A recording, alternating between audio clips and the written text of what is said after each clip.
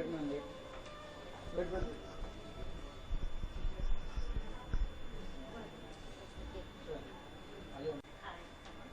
do a picture together? Yes, yes.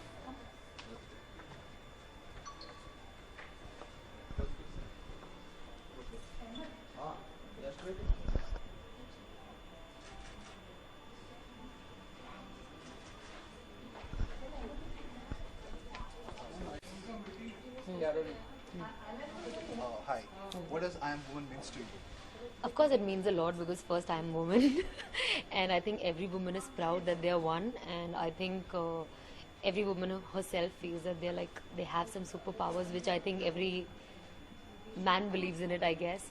So I think it's a very nice thing. We have such great personalities inside who are being awarded today for, from different walks of life for the great inputs and achievements that they have achieved. So I think it's very nice to be a part of such strong female achievement ceremony because I think I am also in my very growing up age. We all are very young, so I think when you look up to such people, it's an inspiration, and every strong woman inspires me. I wish to become one. So yeah, that's the reason I'm here.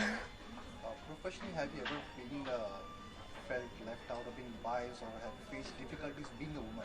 Of course, I think it's everywhere, and it's not just being a woman, but a lot of times there are issues when even guys feel very left out and unwanted. But yes, there are a lot of times in your growing up years. I think till the time you don't experience such ups and downs in life, you really don't understand success or your existence or your importance or your power. So it's very important that you experience everything. Yeah. And what does beauty means to you? Sorry. What does beauty means to you? Well, for me, I think for a lot of people, it's just how you look, and for me, definitely it matters being an actress. So I definitely want to look good, but at the same time, I think it's your soul. Your soul has to be very beautiful. That's what keeps you connected. I don't think 5 years down the line, people will remember me, or 10 years, or maybe 20 years by my films or what I've done, but definitely by the way I am as a person. And I believe that whenever people think of me, they should have a smile on their face, and that's. Thank you so much. Thank you. Beauty Police is the online destination beauty partner. Can you just say like I'm Sana and Who? Gone? Beauty Police. Oh yeah, Beauty Police. And my best wishes to Beauty Police. Beauty Police. Okay. Hi, this is Sana Khan, and all my best wishes to Beauty Police.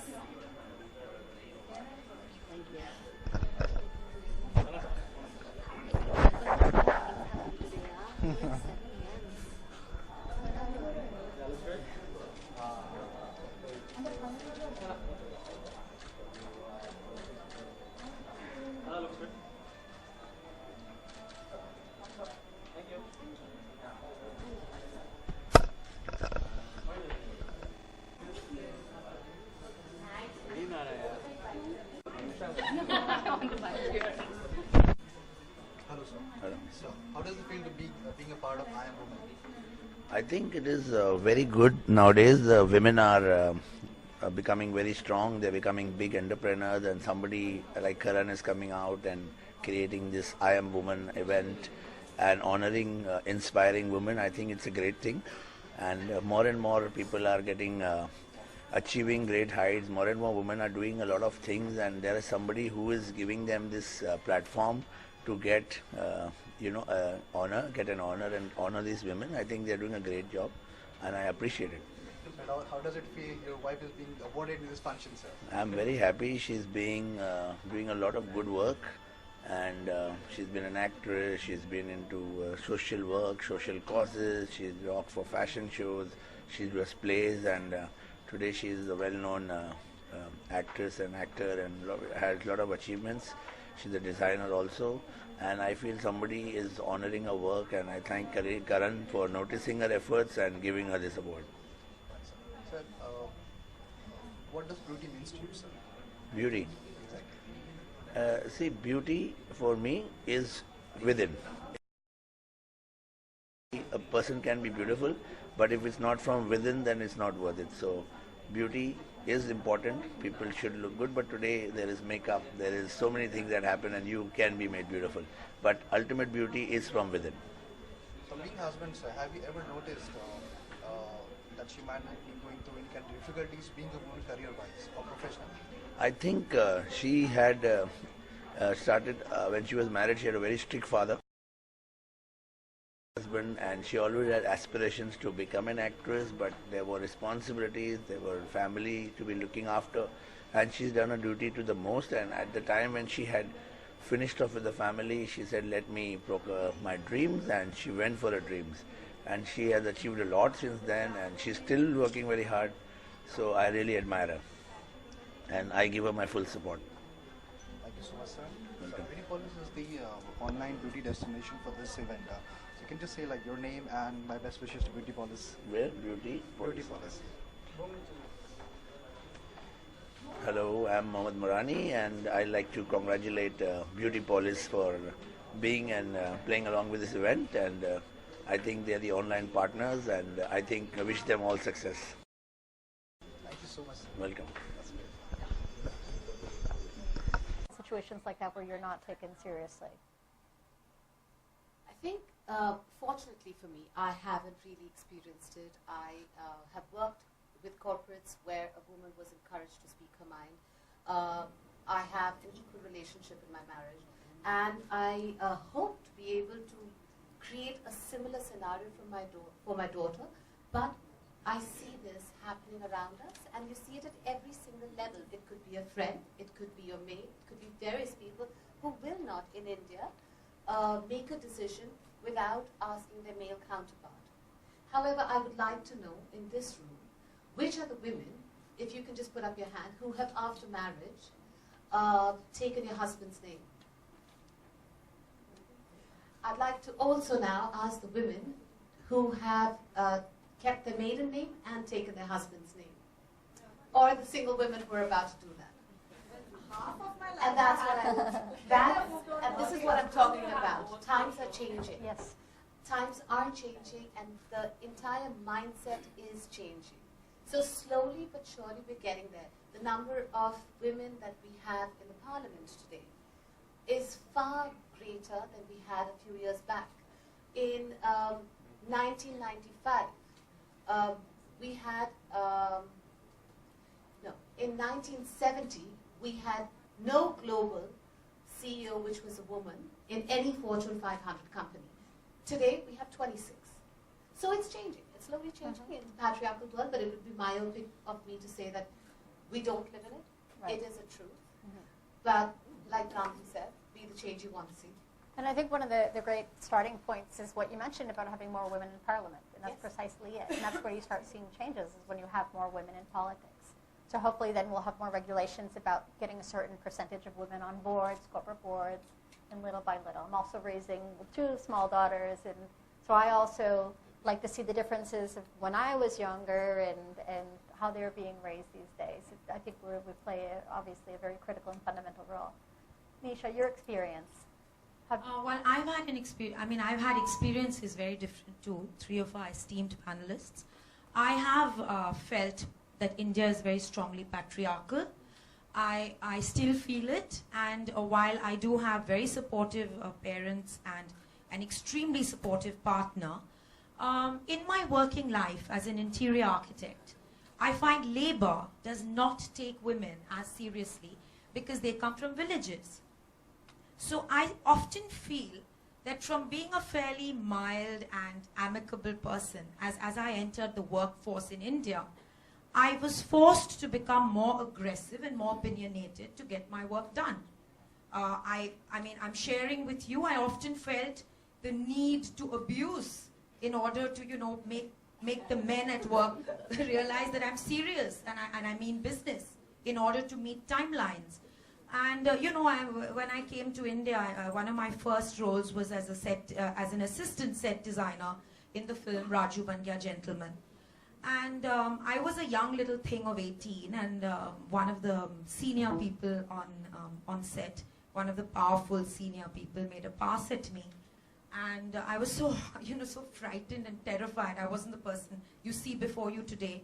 And I actually left my role as a set designer. And I went away to Australia to study further. I'm just giving you a vignette of my life, sharing a personal vignette, to show you that while these have been defining moments and game changers in my life, while it's really personal,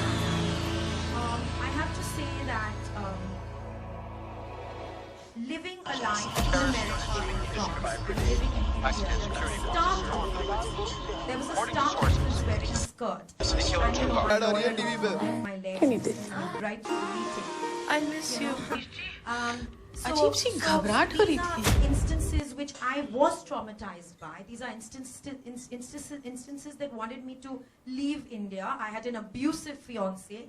I rarely shared this with anyone. I mean, of course, I left him, but there was a lot of family pressure saying, oh my God, it'll all settle down. All you need to do is have children. Sab theek ho jayega. You know, I mean, sitting before you, you would never believe that this is the same person who went through these challenges. But yes, I did.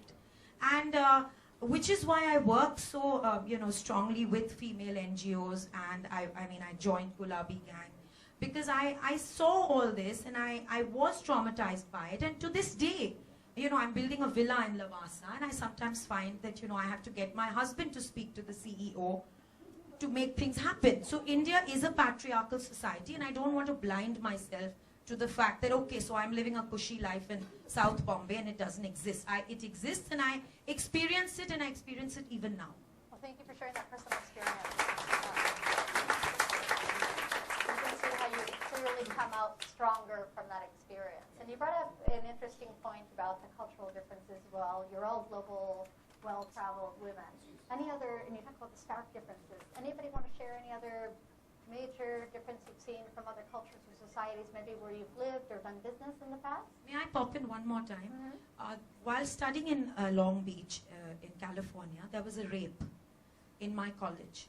And the police, the counselors, the professors were so supportive and so strong.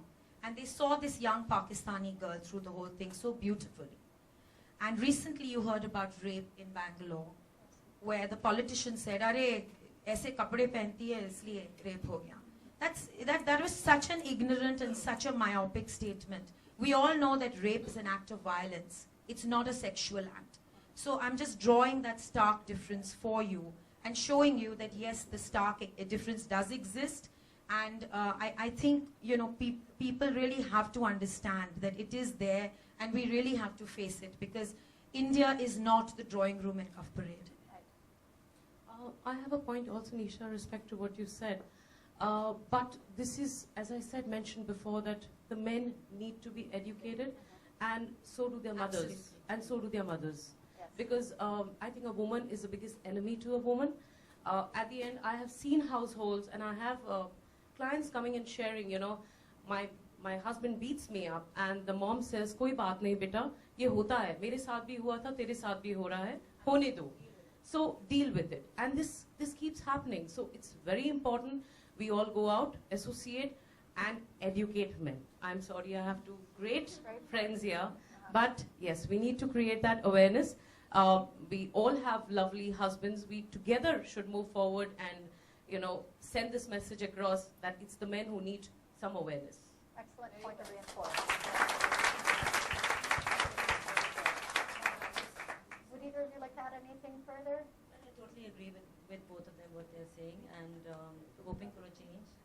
It's a positive change, and like we said, we're living in a patriarchal society, and India, like how Nisha very wisely said, because we do live in a very comfort zone, and it's a very cushioned life, and we've got a lot of support, and I think it's the other side of the life which needs to be kind of shaken up. When you heard the Uber case, the Nirbhaya case, these major cases that have happened, which are really eye-openers, because we wear everything, we travel, we are just in our comfort, so fortunately we haven't gone through it.